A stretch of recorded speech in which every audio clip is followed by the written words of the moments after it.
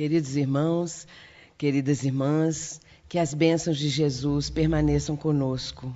Como eu disse à tarde, é com muita alegria que nós retornamos a essa cidade, ao convívio tão caloroso, tão querido de todos vocês. Participar dessa semana de cultura espírita é também, para nós, um enriquecimento muito importante. As leis da consciência. Esse é um tema que nos leva a uma reflexão profunda. Os físicos da consciência, os pesquisadores, os cientistas, aqueles que estão buscando entender o que é a consciência, esbarram com dificuldades muito grandes. Em muitos momentos, estes próprios pesquisadores escrevem em suas obras que a consciência é o maior mistério que existe. Eles não conseguem ter uma explicação suficientemente clara, profunda, que responda a essas indagações. Hoje sabemos que esses cientistas e pesquisadores têm procurado entender o cérebro, os seus mecanismos, e dizendo que as funções do cérebro, que respondem pela mente, pela nossa capacidade de pensar, pela nossa capacidade de memória, todos esses atributos, tudo isso que o ser humano apresenta, porque todos eles não aceitam, não admitem que a criatura seja um espírito imortal.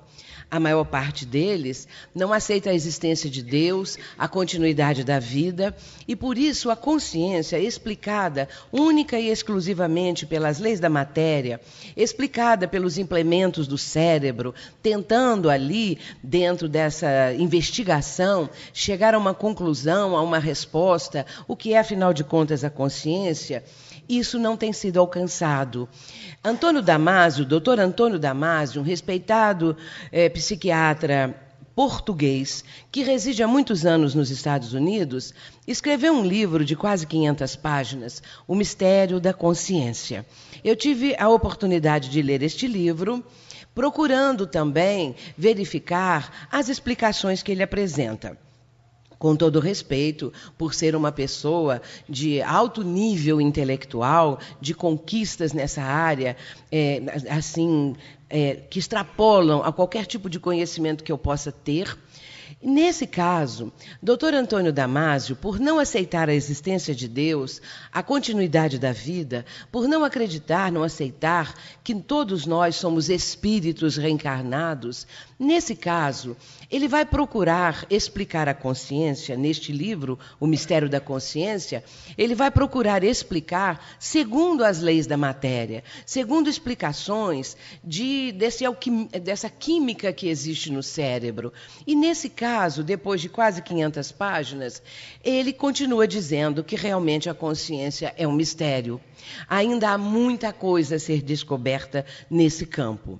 Entretanto, nós, espíritas, e todos aqueles que de uma forma ou de outra se interessam pela doutrina e que leem alguma coisa, especialmente o Livro dos Espíritos, essas pessoas e nós todos vamos encontrar nessa obra extraordinária uma explicação perfeitamente lógica, clara, irrefutável, que nos mostra realmente as leis da consciência, que nos mostra esse grande enigma que para eles todos continua sendo algo ainda a ser estudado mais profundamente para trazer as explicações necessárias. Às vezes pensamos que consciência é nós sabermos que existimos. Na verdade, isso é um dos aspectos da consciência. O ser humano, o espírito, tem consciência que existe, diferentemente dos animais que não sabem que existem. No caso, mesmo os animais de ordem superior, aqueles mais inteligentes, que nós, às vezes, no contato com eles ou sabendo da vida desses animais, nós achamos que realmente ali fulgura uma inteligência brilhante, mas que ainda está limitada pela própria condição de ser ainda um animal, nós sabemos que ali está o princípio inteligente, conforme a doutrina espírita explica. E que esse princípio inteligente está estagiando nos vários campos da natureza para atingir posteriormente uma condição, eu digo assim, na falta de uma terminologia mais adequada. Eu uso eu mesma essa expressão. Após atingir um amadurecimento amadurecimento necessário, Deus, o Criador, nosso Pai do céu, vai individualizar aquele princípio inteligente já bastante amadurecido, portanto, em condições para isso, vai individualizá-lo e ali surge o ser humano. Nesse momento da criação do Espírito, da nossa criação, de todos nós seres humanos, nesse momento, segundo encontramos a explicação em A Gênese, no capítulo 6, item 19, nós vamos encontrar ali a explicação de que nesse momento em que o princípio inteligente, após estagiar pelos vários reinos da natureza, vai receber do Criador como que um sinete divino. É nessa hora que vai surgir ali um novo ser, o Espírito, a individualidade. Então, nesse caso, o Pai do céu vai dotar a este ser que está surgindo, a esse espírito que, vamos dizer assim, é um nascituro em termos de conhecimentos e de tudo mais, este espírito vai receber os atributos que ele necessita para a escalada evolutiva. E nesse caso, Allan Kardec vai indagar na questão 621 de O Livro dos Espíritos, da seguinte forma, a falange do Espírito de Verdade: onde está escrita a lei divina? E os espíritos respondem: na consciência. Uma resposta minúscula, pequena, se olharmos em relação a tantas outras, porém taxativa, porém enfática, porém dando para nós uma dimensão completamente diferente. E ficamos a imaginar como é possível isso, como a lei divina está escrita na consciência do ser humano, exatamente no momento da sua criação. É nessa hora que o Pai do céu, ao individualizar aquele princípio inteligente, ao surgir ali o Espírito, ele vai receber todos os atributos que necessita para a sua caminhada, o seu trabalho de construir a si mesmo, que é uma construção individual de cada um de nós. E nessa hora, as leis de Deus, as leis divinas, estão esculpidas, vamos dizer assim, que é uma expressão de Joana de Ângeles, na consciência do ser que está nascendo. E a partir daí, ele vai começar a sua caminhada, a sua jornada por diferentes condições, diferentes situações, no ir e vir das reencarnações sucessivas, este espírito estará adquirindo experiências, estará adquirindo conhecimento para que então ele possa chegar àquilo que nós todos procuramos, que é a perfeição relativa, porque sabemos que nessa trajetória, um dia, alcançaremos essa perfeição. Perfeição relativa, porque absoluta é Deus. Portanto, essa caminhada, ela vai sendo numa progressividade, porque trazemos também em nós, cada espírito, traz, conforme diz Allan Kardec em O Evangelho segundo o Espiritismo, a busca do melhor. Isso é inato no ser humano. Todo ser humano tem uma aspiração de melhorar, traz essa tendência de querer melhorar. Foi assim que o homem primitivo, dentro daqueles seus primeiros passos, dentro daquelas suas primeiras etapas reencarnatórias, vai buscar melhorar. Porque se nós não tivéssemos esse impulso, ficaríamos estagnados, não teríamos motivação para buscar alguma coisa, algum progresso, alguma coisa melhor. Portanto, está em nós esse impulso para conseguir alcançarmos situações melhores na nossa vida. E também sabemos que a cada reencarnação, a cada volta ao corpo físico, o espírito traz novas condições. Toda reencarnação, isso é uma premissa básica, toda reencarnação visa o progresso do espírito. Não há uma reencarnação sequer que seja programada para que o espírito venha a regredir, volte para trás, ande para trás. Então, toda reencarnação, o espírito pode permanecer estacionário, mas toda reencarnação visa o progresso do espírito. Um dos atributos do espírito criado por Deus naquele momento inicial é o livre-arbítrio. No princípio, o livre-arbítrio desse ser humano primitivo ainda se apresenta de uma forma muito pequena, quase nada, quase não tem ele ainda condições de fazer escolhas. Mas a partir de experiências que vão se sucedendo, a partir do momento em que ele vai acumulando esse acervo fantástico que cada etapa proporciona, ele vai também desenvolvendo a condição de fazer escolhas, de fazer opções, de usar do seu livre-arbítrio. E quanto mais ele evolui intelectualmente, quanto mais ele vai progredindo, mais ele tem condições de exercitar esse livre-arbítrio, essa busca de algo melhor, tudo caminhando junto para que o ser humano cresça, para que o espírito progrida e alcance patamares acima, patamares melhores. Nesse caso, a consciência, como nós mencionamos a respeito da questão 621, a consciência traz inerente, traz como sua própria constituição as leis divinas. Seria esse sinete divino, a marca divina em nós.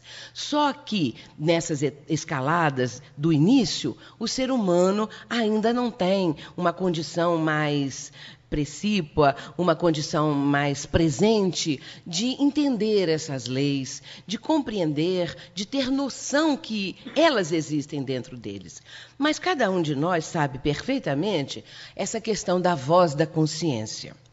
Hoje, nós temos um alto índice, digamos assim, de conhecimentos, porque, à medida que o ser humano foi progredindo, avançando intelectualmente, porque o progresso intelectual antecede ao progresso moral, na parte moral nós ainda estamos aquém, porém, intelectualmente, cada vez crescendo mais, cada vez aprimorando mais, este ser humano, nós todos, já temos consciência de que existe dentro de nós uma espécie de sensor, uma espécie de amigo, alguma coisa que em dados momentos nos censuram, nos mostram determinadas situações que vamos resolver, indecisões, dificuldades. Estamos, às vezes, num momento difícil de deliberarmos qual vai ser a nossa atitude e, de repente, como que ideias vão surgindo, como se uma voz falasse conosco. E quando queremos enveredar por caminhos escusos,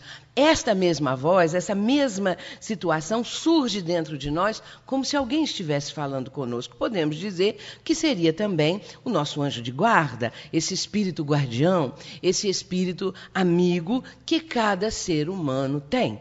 E aí nós entendemos a misericórdia divina de uma forma maravilhosa, porque nós não caminhamos jamais sozinhos. Nós temos junto a nós esse espírito amigo que, se nós enveredarmos pelo caminho dos vícios, se nós mesmos voltarmos as costas ou fecharmos os nossos ouvidos à voz da consciência ou à voz deste espírito protetor, ele também, embora esteja ainda cuidando de nós, estará mais afastado, deixando que caminhemos no uso do nosso livre-arbítrio e sofrendo as consequências das atitudes danosas, das atitudes que nós, para as quais nós optamos de uma forma negativa e desequilibrada.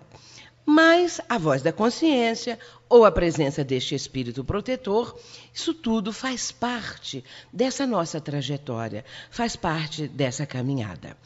E Allan Kardec, além de tocar nessa questão 621 que nós mencionamos, ele vai apresentar exatamente na terceira parte do Livro dos Espíritos, a partir da questão 614, ele vai apresentar ali um estudo muito profundo através das perguntas muito bem elaboradas, profundas, porque pergunta profunda e bem elaborada propicia respostas do mesmo nível. Portanto, ele vai cercando o assunto para que nós possamos entender as leis morais. E é exatamente aí, a partir dessa questão 614, que ele começa a abordar o assunto. Porque, inicialmente, ele vai perguntar à falange do Espírito de Verdade o que significa a lei natural. E a resposta obtida foi que a lei natural é a lei divina. E o homem só é infeliz quando dela se afasta. E aí, nessa primeira resposta, nós começamos a entender a razão de muitos desacertos na nossa vida, de muitas situações desastrosas, de muitos momentos difíceis, de lágrimas, porque nós nos afastamos da lei divina. Nós nos afastamos de tudo aquilo que Deus está esperando de nós. E se Ele registrou na nossa consciência essas leis divinas, nós estamos virando as costas para isso, nós não estamos sintonizados, ou observando, ou atendendo a tudo isso que a nossa consciência vai aos poucos nos inteirando, nos mostrando, nos advertindo, ou o anjo protetor. Nesse caso, na questão seguinte, até a 619, Allan Kardec vai sempre abordando essa questão da lei divina ou natural. Porém, eu quero ler aqui um pequeno trechinho de uma das perguntas, que é a 617, porque eu gosto sempre de mostrar algo acerca do Livro dos Espíritos.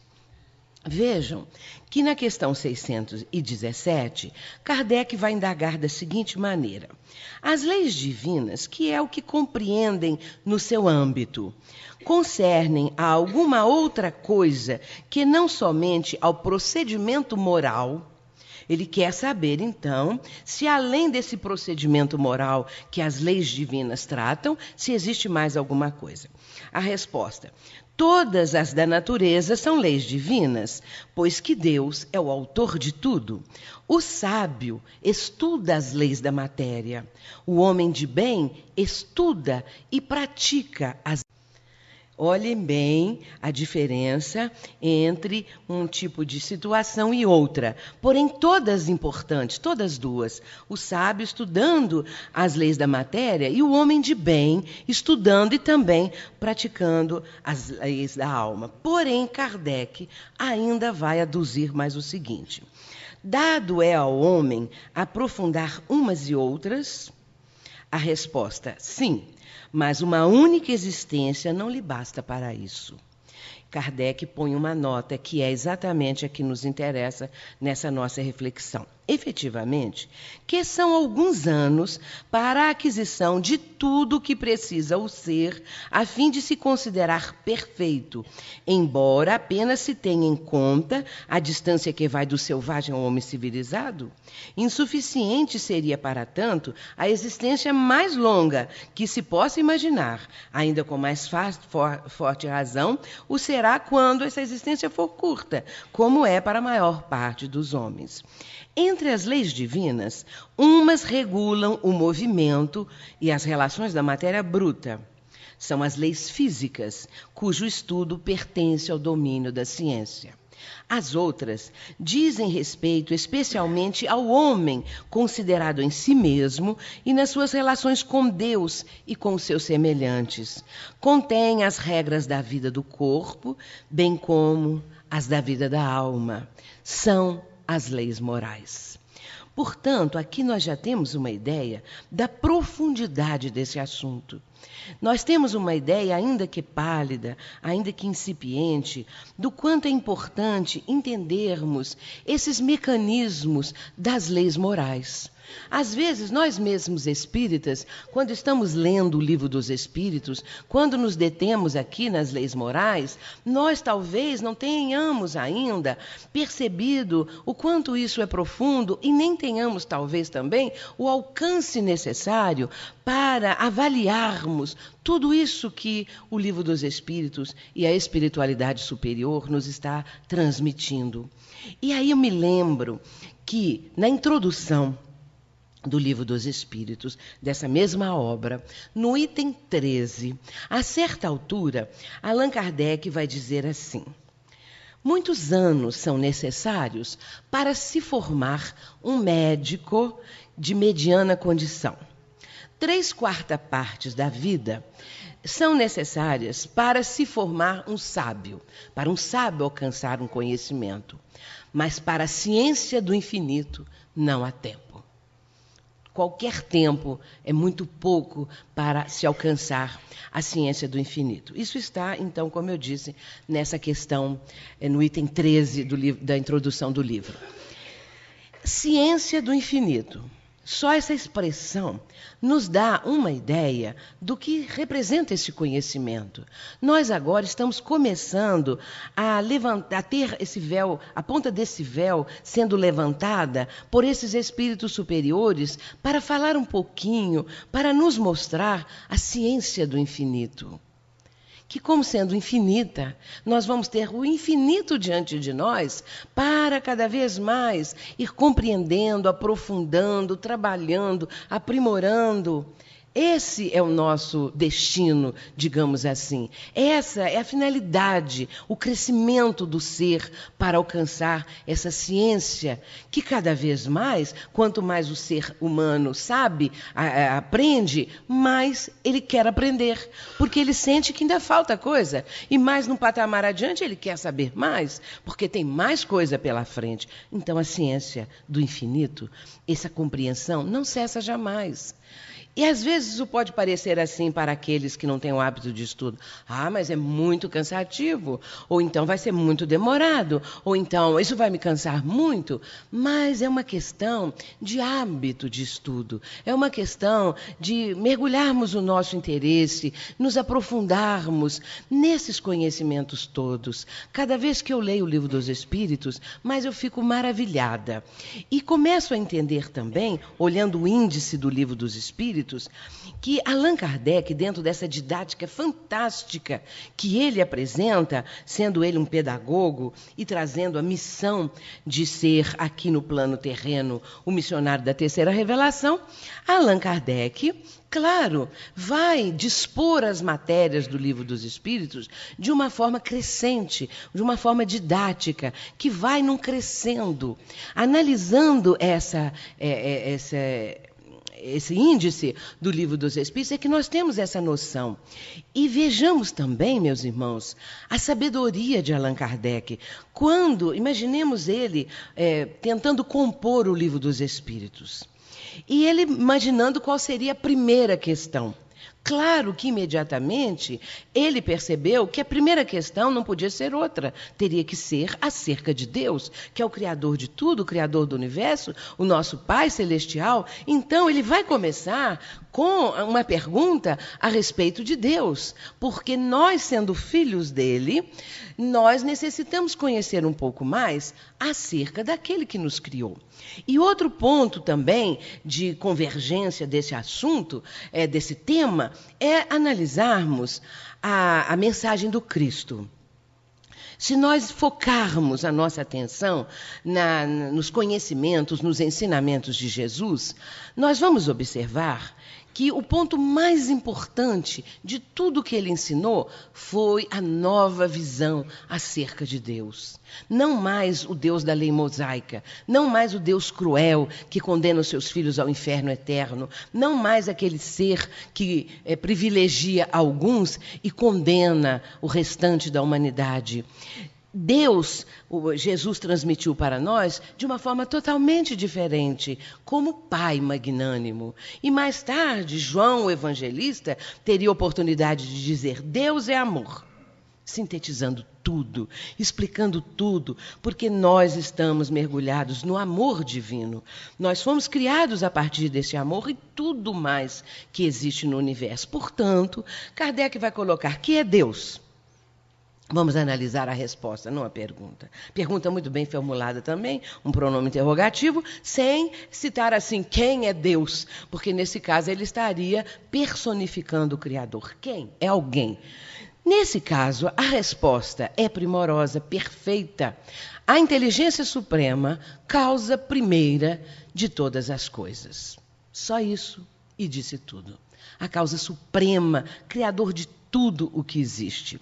Essa visão, a doutrina espírita transmite para a humanidade, transmite para todos nós. E as leis morais vêm complementar a terceira parte do Livro dos Espíritos, esta noção, para entendermos, porque às vezes as pessoas pensam assim: Deus está castigando esses que morrem, desencarnam em desastres coletivos, aquele que vai passando pela rua e é vitimado por uma bala perdida.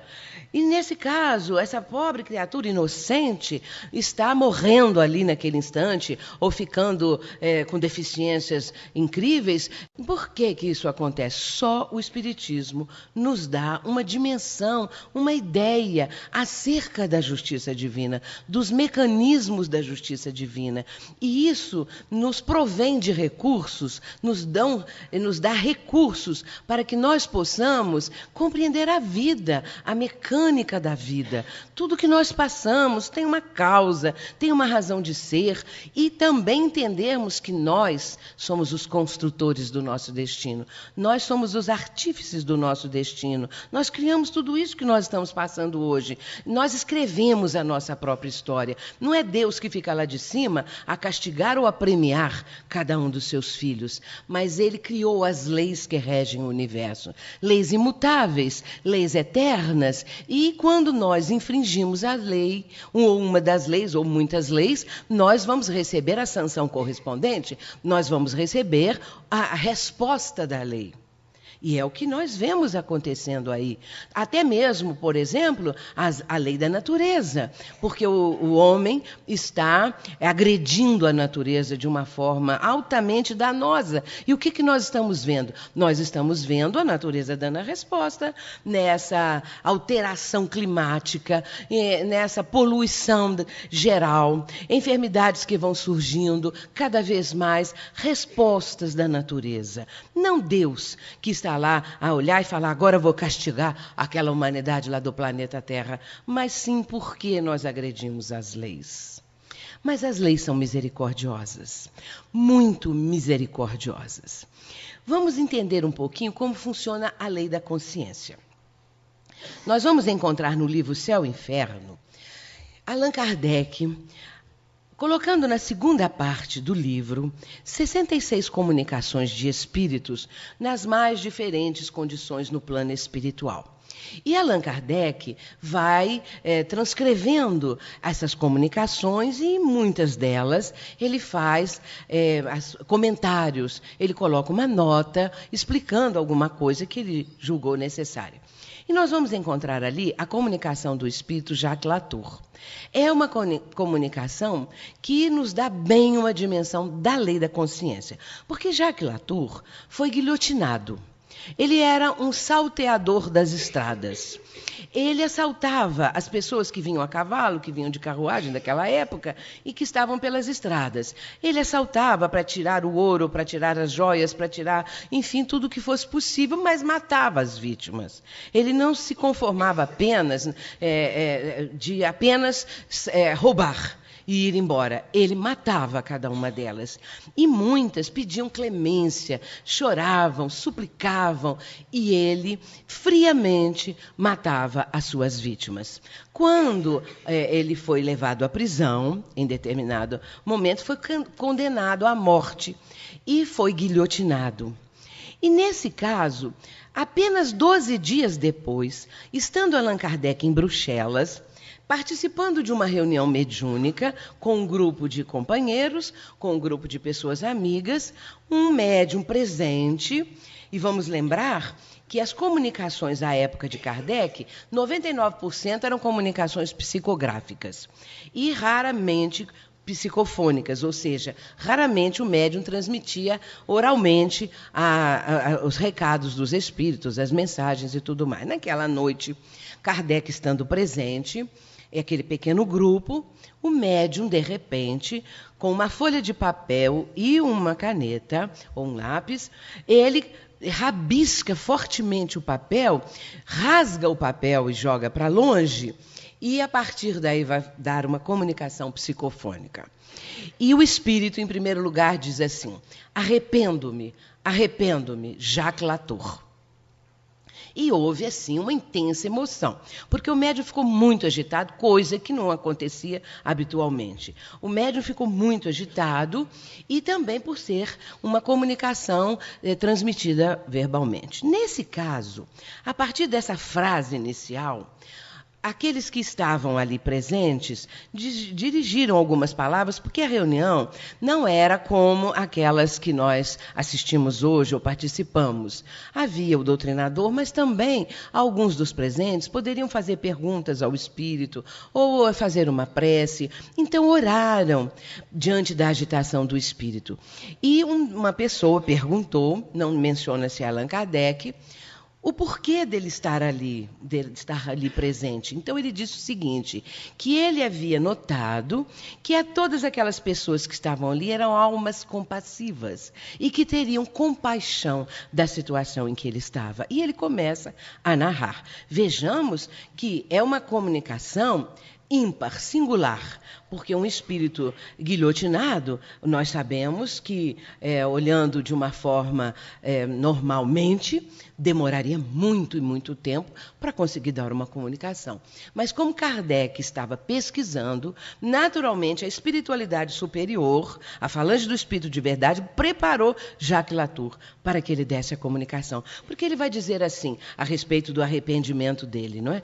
Ele vai dizer assim, que não aguentava mais o inferno que ele estava vivendo, porque ele via o tempo todo as vítimas, todos aqueles que ele havia assassinado, ele via o olhar das suas vítimas, via o sangue que escorria dessas vítimas, os pés dele estavam banhados de sangue, e isso tudo trouxe imediatamente para ele a certeza da continuidade da vida, a certeza de que ele havia cometido uma atrocidade fantástica em relação aquelas pessoas. E ele menciona o seguinte, que qualquer padre contando a respeito do inferno, falando dos tormentos do inferno, que aquilo que o padre fala não era nada em comparação com a tortura mental que ele estava vivendo, o remorso que ele estava sentindo, porque ele sentiu dentro dele o remorso de ter feito aquilo tudo com aquelas pessoas, não apenas roubar, mas também matar de uma forma cruel. E a partir daí, ele vai dar nada mais, nada menos que 7 comunicações. Cada vez que ele se comunicava, notava-se que ele estava mais calmo, que a situação dele estava melhor, porque conversavam com ele, o grupo, conversavam e também faziam prece. Kardec regressa a Paris e ele vai continuar a dar comunicações na Sociedade Parisiense de Estudos Espíritas, através de outros médiuns, e então, a partir daí, Jacques Latour começa a dizer que já estava mais calmo, que depois de um certo tempo também o olhar das vítimas desapareceu, que ele já estava numa situação melhor e que já entendia um pouco mais acerca de Deus, acerca da existência de Deus. E ele vai pedir a certa altura, depois de algumas comunicações, que Deus permitisse que ele retornasse à Terra, mas que ele queria ter a tarefa de falar a respeito de Deus, de mostrar para as crianças, de mostrar para as pessoas a existência de Deus, a misericórdia, a bondade divina. E foi falando essas coisas todas e cada vez mais mostrando o seu arrependimento, o remorso que calcinava a sua consciência e a necessidade que ele sentia de reparar todo o mal. Nesse ponto, depois das 7 comunicações, que depois aí também na última ele se apresenta bem melhor, dizendo que estava sendo preparado, que estava sendo atendido, ele não voltou mais.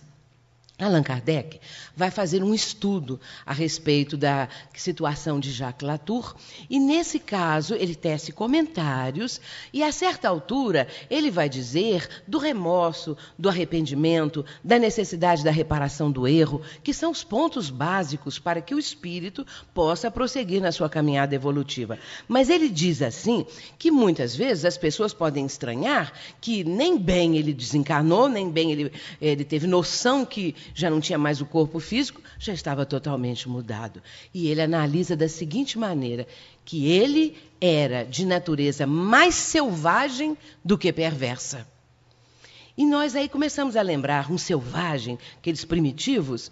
Nesse caso, a vida humana, para eles, não valia coisa alguma. Um selvagem, tanto a própria vida quanto a vida do próximo, não vale nada. Para ele tirar a vida de uma pessoa não custa nada. É como se matasse um animal bravio qualquer. Então, nesse caso, Jacques Latour era mais selvagem do que propriamente um espírito perverso. E Kardec menciona que algumas comunicações que estão também ali no céu e inferno, inferno vão mostrar criminosos endurecidos, criminosos cristalizados no mal, esse sim, de natureza perversa, e Jacques Latour, de natureza selvagem.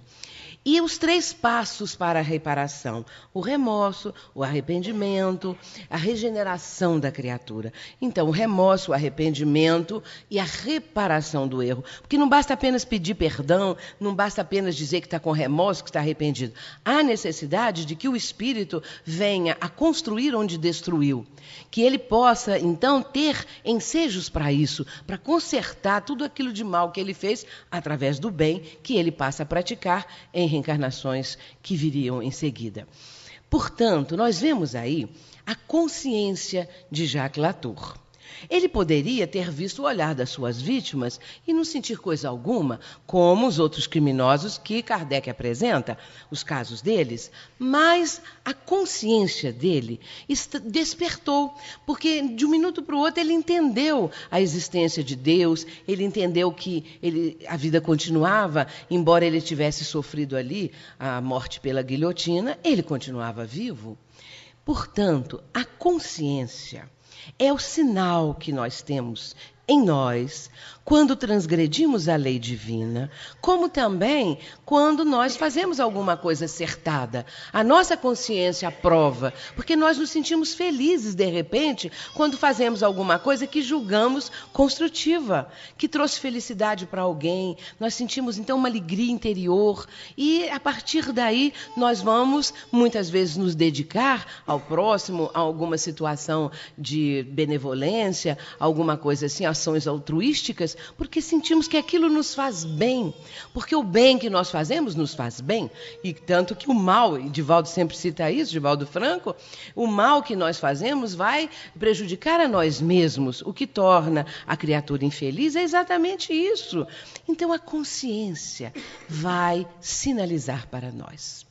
Mas aí há um ponto também que merece ser refletido, que merece ser mencionado. Na questão 648, Allan Kardec vai perguntar à falange do Espírito de Verdade acerca de uma divisão das leis divinas. Ele vai falar o seguinte, numa pergunta: se o desdobramento da lei divina em 10 leis, se isso estaria correto, se os espíritos aprovariam isso. E ele diz as 10 leis: a lei de adoração, a lei de trabalho, a lei de reprodução, a lei de conservação, a lei de destruição, a lei de progresso, a lei de sociedade, a lei de igualdade, a lei de liberdade e a lei de justiça, de amor e caridade. 10 leis. Os espíritos aprovaram. Disseram que estava bom assim esse desdobramento. Porém, que a lei mais importante era a última, a lei de justiça, de amor e de caridade. Então, analisando as leis e observando uma por uma, nós vamos chegar à seguinte conclusão.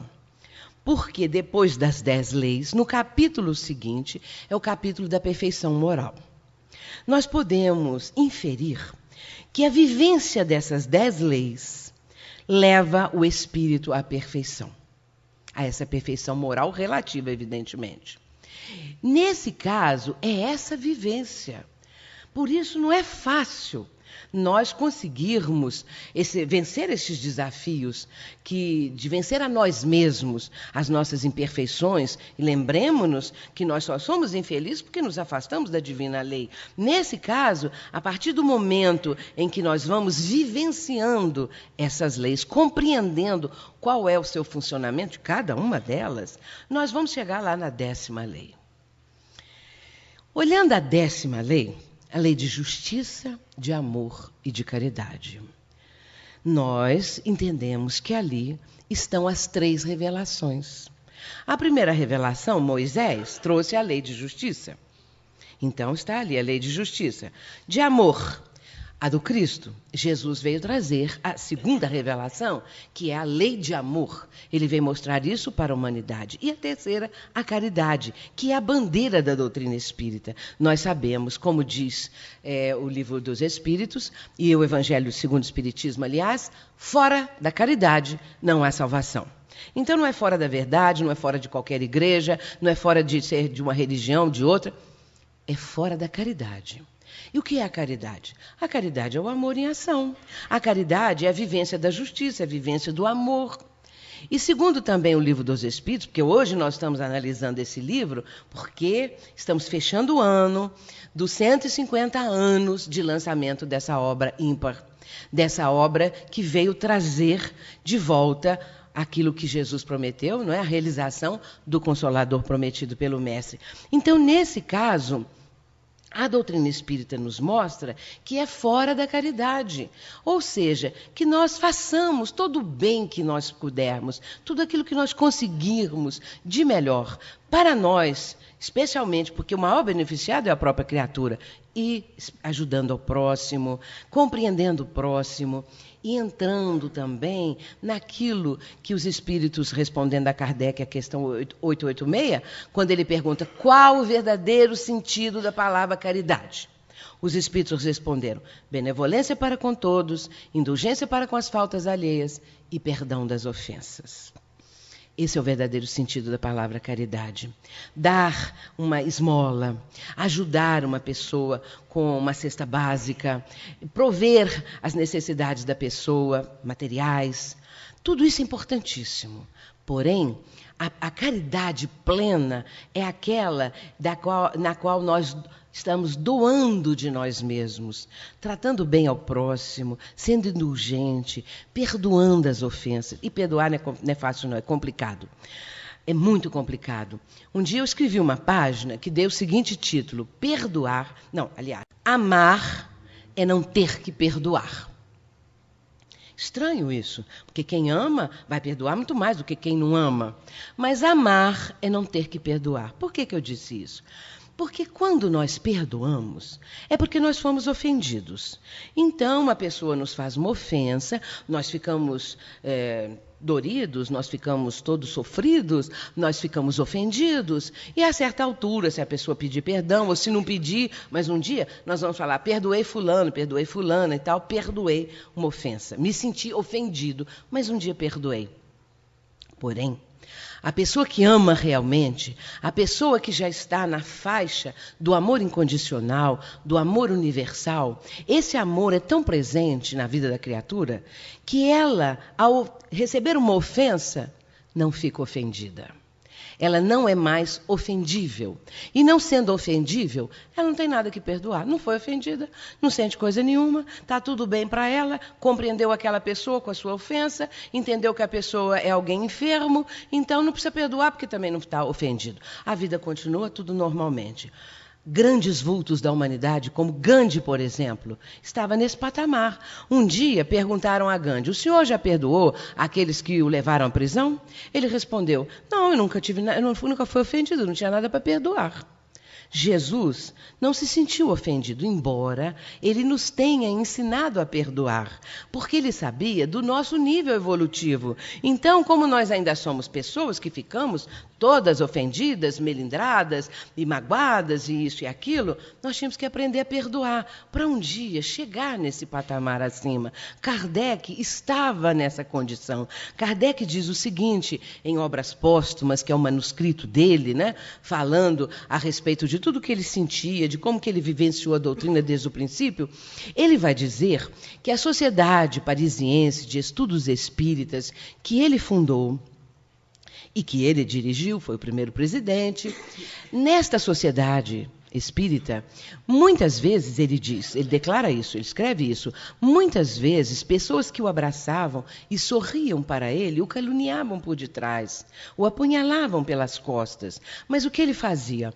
Ele se colocava mentalmente numa condição acima disso tudo, condição mental, vibratória, e ele não era atingido por aquelas pessoas. Então, ele estava também nesse nível acima, de não ser mais ofendível. Ele não se sentia magoado nem ofendido, porque ele estava acima dessas coisas próprias de nós outros, que ainda estamos no patamar da horizontalidade, das coisas ainda imediatas, que ainda não conseguimos superar as nossas próprias dificuldades e idiosincrasias. Portanto, amar é não ter que perdoar. Nós um dia vamos chegar lá.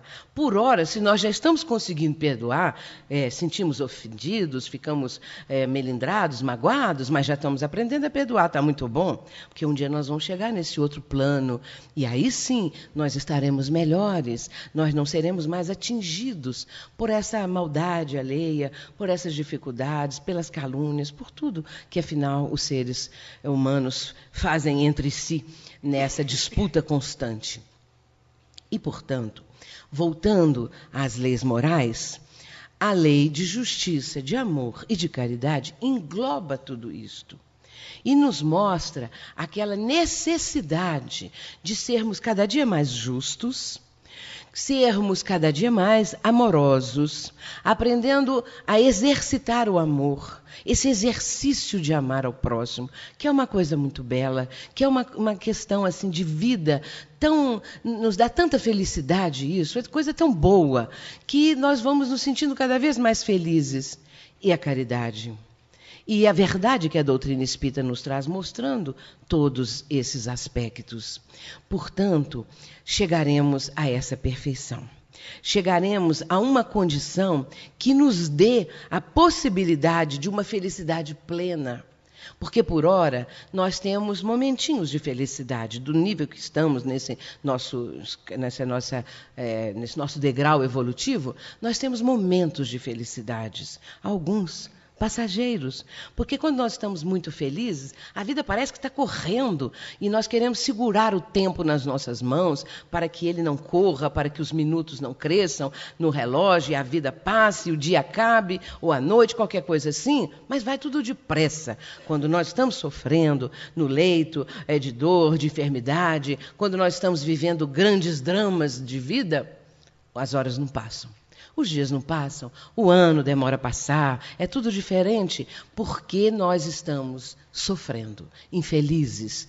A felicidade, por hora, são esses breves momentos, mas que nós podemos cada vez mais multiplicar.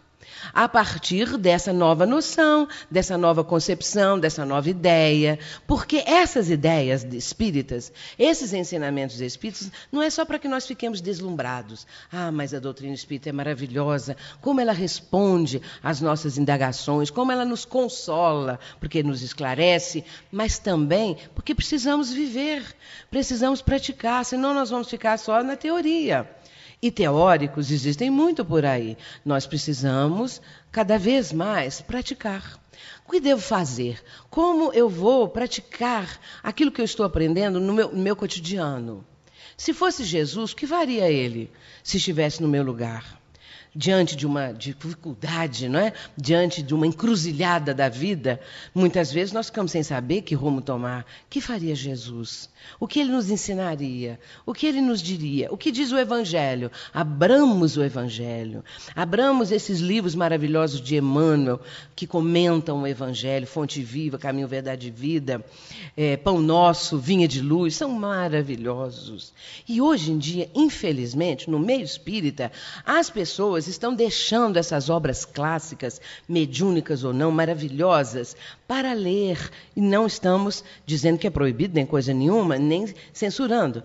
Mas, para ler, às vezes, só romances, só coisas assim, muito passageiras, muito fugazes, que não têm um aprofundamento. Leiam, sim, esses romances, mas leiam essas outras obras. Leon Denis, a codificação, para que nós possamos conhecer a doutrina, que é uma fé raciocinada. Por que ela é raciocinada? Porque nós, estudando a doutrina, compreendemos a sua lógica irretorquível, compreendemos tudo aquilo que ela nos está passando, a nossa razão aceita. E aí nós temos a fé raciocinada. Agora, se nós não estudamos, não entendemos nada, é ainda aquela fé cega do passado, que não é cabível agora no âmbito da doutrina espírita. Lá fora está o mundo, nós estamos aqui. Dentro de nós está o conhecimento da doutrina. Como vamos fazer quando sairmos lá para fora? Quando estivermos dando testemunhos, provas, expiações, às vezes, situações dramáticas, como vamos fazer? mas nós estamos equipados de recursos. Nós temos agora o conhecimento básico, fundamental, e nós sentimos que o amor está desabrochando em nós. Nós sentimos que somos capazes de amar, que somos capazes de desculpar o próximo, de ser menos exigente, de manter um clima melhor na casa espírita ou dentro do nosso lar. Então, isso é viver. Isso é estar trazendo a doutrina para a nossa vida diária, para aquilo tudo que nós fomos convocados, porque nós fomos convocados, todos nós. Ninguém chega na doutrina espírita por uma obra do acaso, mas sim porque somos necessitados morais, somos enfermos da alma, é a caminho da recuperação. Isso é muito bom.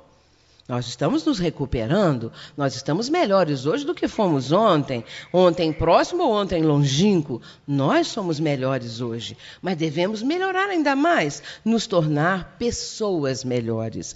Ontem o nosso querido Guto Abranches falou a respeito da transcendência. Nós necessitamos transcender esse dia a dia, transcender esse cotidiano, transcender a rotina. Não tem nada mais acabrunhante e enfadonho do que a rotina. Então, mudar a rotina é muito bom. Às vezes a pessoa fala, eu não quero mudar, eu não mudo. Muda se quiser, vamos sair dessa rotina, vamos fazer algo bom, construtivo, mas diferente. Então, assim é que nós vamos transcendendo além dos limites da vida física, que é esse impulso de verticalidade que nós precisamos dar esse salto. É um salto qualitativo, essa busca do melhor. Então, é uma busca de verticalidade, deixar a horizontalidade da vida, buscarmos algo melhor. Um dia Jesus estava se despedindo dos discípulos. Quem narra isso é João, no capítulo 13. O capítulo 13 de João é, na parte final, aquele momento da cerimônia do lava-pés. Jesus está ali com os 12, em torno de uma grande mesa. Mas, de repente, ele tem um gesto inusitado. Ele vai se levantar, ele vai tirar a sua túnica, vai se cingir com uma toalha, vai pegar uma vasilha com água e vai se ajoelhar lá na ponta da mesa, diante do primeiro dos discípulos que ali estava, para lavar-lhe os pés, que era uma tarefa dos serviçais mais humildes da casa. E há um recuo de todos eles que não queriam que Jesus fizesse aquilo, porque ele era o mestre. Como que ele ia lavar os pés deles? Mas Jesus insiste, vai insistindo, e lava os pés de um, de outro, e vai indo, até chegar diante de Pedro. Quando ele chega diante de Pedro, Pedro, naquela sua natural impulsividade, vai rejeitar. Ele não quer que Jesus fique ali ajoelhado a lavar-lhe os pés. Mas Jesus insiste e diz para Pedro, se eu não lhe lavar os pés, não terás parte comigo. Uma resposta enigmática, mas Pedro entende. Jesus estava dizendo, não terás sintonia comigo, não estarás sintonizado comigo. Quando Pedro entende, ele fala, então, Senhor, também a cabeça, as mãos, já queria tomar um banho completo. Então ele já quer a cabeça, ele já quer a mão, ele já quer o corpo todo. Mas Jesus disse que os pés era suficiente. Quando ele termina, ele volta para o seu lugar. Nessa hora, Judas sai da sala. Judas sai. Ninguém estranhou, porque eles estavam habituados a assistir às atividades de Judas. Judas era aquele que comprava as provisões quando eles iam pelas estradas. Então ele tinha essa incumbência, era uma espécie de um tesoureiro. E também aquele que fazia as compras. Quando ele saiu, Jesus ficou só com os 11. Mas Jesus sabia o que Judas ia fazer. Judas já estava com toda aquela ideia, já tinha engendrado como ele iria fazer. Judas achava, ele não queria a morte do Cristo, Judas achava que quando Jesus saísse lá fora e se visse cercado pelos soldados de César, ele iria realizar um milagre, ele iria instalar o reino. Jesus falou muitas vezes, o reino dos céus, é isso, aquilo, ele ia dando um ensinamento. E um dia ele disse, o reino do céu está dentro de vós. Mas Judas achava que Jesus iria realizar um milagre. Nesse caso, ele vai lá para fora. Jesus fica com os 11 e é nesse momento que ele vai transmitir as suas últimas instruções. E Jesus começa dizendo assim, mas eles não sabiam, não tinham a menor ideia. Jesus começa dizendo assim, filhinhos, por um pouco ainda estarei convosco. Um novo mandamento vos dou, que vos ameis uns aos outros, como eu vos amei. Vejam que ele está se despedindo, mas os que estavam ali não entenderam. Por um pouco ainda estarei convosco. Um novo mandamento. Ele já havia ensinado a regra áurea. Amar a Deus sobre todas as coisas e ao próximo como a si mesmo. Era a regra áurea, máxima. Mas naquela hora ele já estava dizendo um novo mandamento. Que vos ameis uns aos outros como eu vos amei. No primeiro, na regra áurea, o referencial é a própria pessoa. Amar a Deus sobre todas as coisas e ao próximo como a si mesmo. Mas naquele instante, o referencial era ele próprio, o referencial de amor. Então ele está dizendo, como eu vos amei, ou como eu vos tenho amado. Era diferente realmente. E a partir daí, no 14, começando o capítulo 14 de João, Jesus vai dizer, não se turbe o vosso coração. Crede em Deus, crede também em mim. Na casa do Pai há muitas moradas. Se assim não fosse, eu vou-lhe teria dito. Vou preparar-vos o lugar. Quando ele pronuncia essas palavras, deu ensejo a que Tomé fizesse uma pergunta. Tomé vai fazer uma pergunta que toda a humanidade gostaria de ter feito. Ele vai perguntar, mas Senhor, que lugar é esse? Nós não sabemos para onde vais. E Jesus tem uma resposta enigmática. Eu sou o caminho da verdade e da vida. E ninguém vem ao Pai, senão por mim. Eu sou o caminho da verdade e da vida. Não o caminho, a verdade e a vida. Porque segundo Carlos Torres Pastorino, que é um estudioso da doutrina espírita, mas, sobretudo, uma pessoa de alto nível intelectual, já desencarnado, mas que traduziu o Evangelho do Cristo do aramaico e do grego. E também, segundo Humberto Roden, que é um autor espiritualista, que também traduziu da mesma forma que Carlos Torres Pastorino, a resposta correta é eu sou o caminho da verdade, porque a verdade plena é Deus. E da vida, a vida plena é Deus. Ou sou o caminho para a verdade e para a vida. Portanto, Jesus estava mostrando que ele, ou seja, os seus ensinamentos são, na verdade, a única forma de chegarmos a Deus. O caminho certo, a verdade que nós estamos buscando e que vamos encontrar seguindo aquilo que ele nos deixou e que nos ensinou. É um momento muito especial aquele. E é exatamente nesse capítulo 14 de João que Jesus vai fazer a promessa do Consolador. Nos versículos 15, 16, 17. Jesus vai dizer assim, se me amais, guardai os meus mandamentos. E eu rogarei ao Pai, e ele vos enviará outro Consolador, para que fique convosco para sempre. Interessante isso. Se me amais... Muitas vezes ele vai falar isso, se me amais, e aí ele dá o ensinamento. E naquele momento ele fala também, se me amais, guardai os meus mandamentos. Não é guardar na gaveta, é guardar no nosso mundo íntimo, viver os ensinamentos dele. Se nós o amamos, nós precisamos viver aquilo que ele nos está ensinando, gradualmente, aos poucos. E então ele vai dizer, e eu rogarei ao Pai.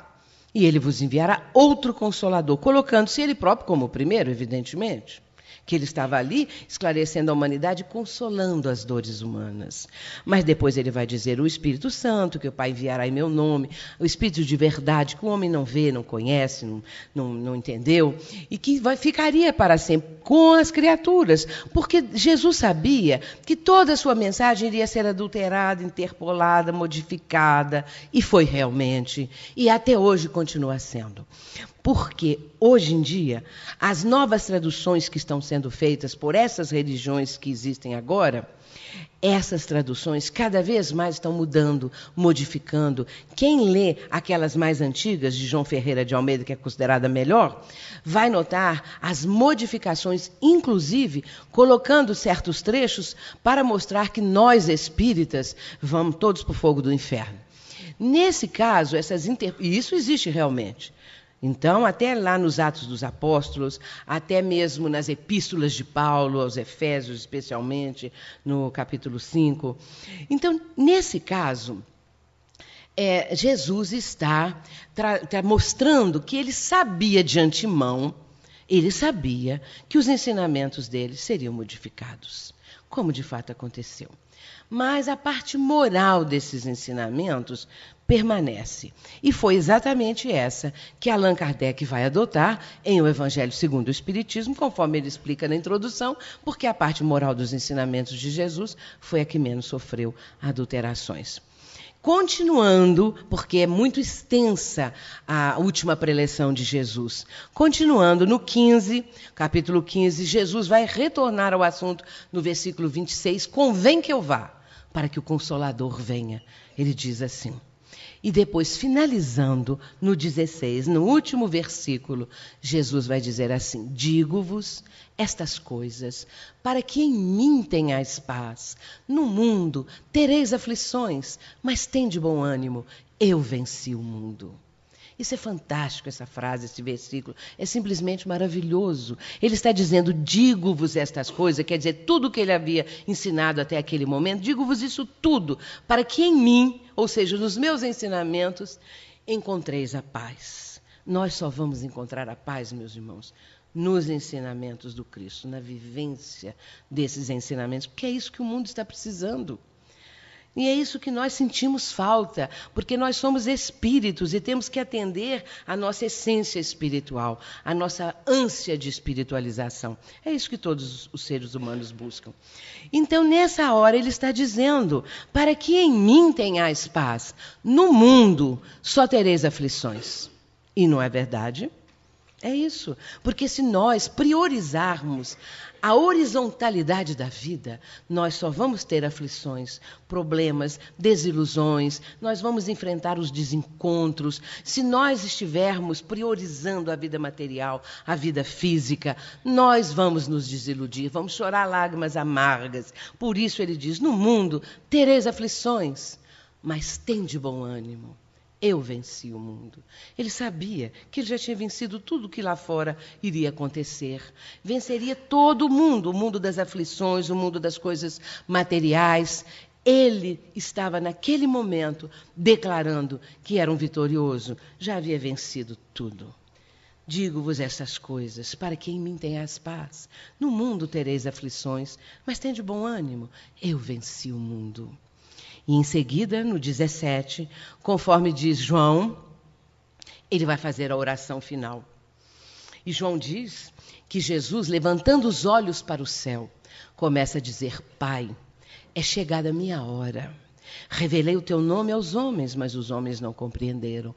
É uma extensa e maravilhosa oração que ele está proferindo naquele instante de despedida.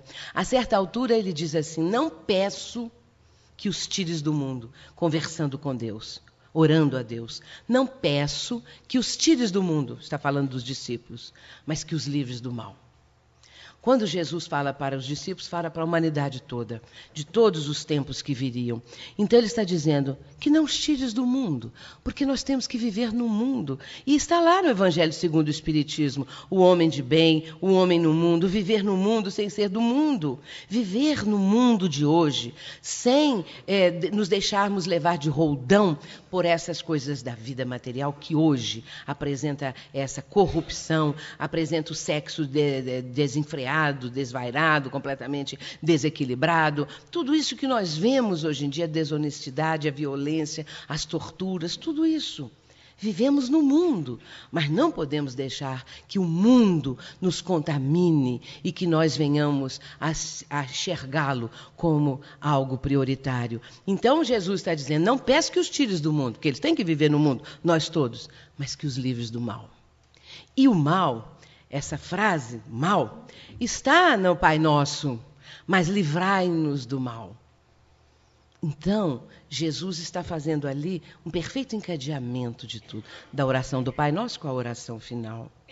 Nas suas últimas palavras, ele vai dizer, conversando ainda com o Pai, para que o amor com que me tens amado, referindo-se ao amor de Deus em relação a ele, para que o amor com que me tens amado esteja neles, nos discípulos, na humanidade, e eu neles, na humanidade, esteja. Para que o amor com que me tens amado esteja neles e eu neles esteja. São as palavras finais do Mestre. Nós precisamos ler os ensinamentos dele. Nós precisamos mergulhar nesses ensinamentos, porque é isso que nós necessitamos, é isso que a humanidade tanto necessita. E aí vamos lembrar nesse momento dos versos de João Cabete, que ele musicou também, porque João Cabete era um compositor, um letrista, assim, sensível demais, de uma sensibilidade notável e com uma melodia também maravilhosa, a música Fim dos Tempos. E ele vai dizer assim: vem, Jesus, divino amigo, vem trazer a tua paz, só tu és o nosso abrigo e venturas meu nos traz. Vem, ó meigo nazareno, esse mundo transformar, vem com teu olhar sereno toda a terra iluminar. Afasta do mundo a guerra, o chacal devorador, que destrói tudo na terra, espalhando luto e dor. Há gemidos de aflição, já não há mais primavera, criancinhas pedem pão, homens lutam como feras. Vem, Senhor, vem reflorir os caminhos, vem, Senhor, vem perfumar corações.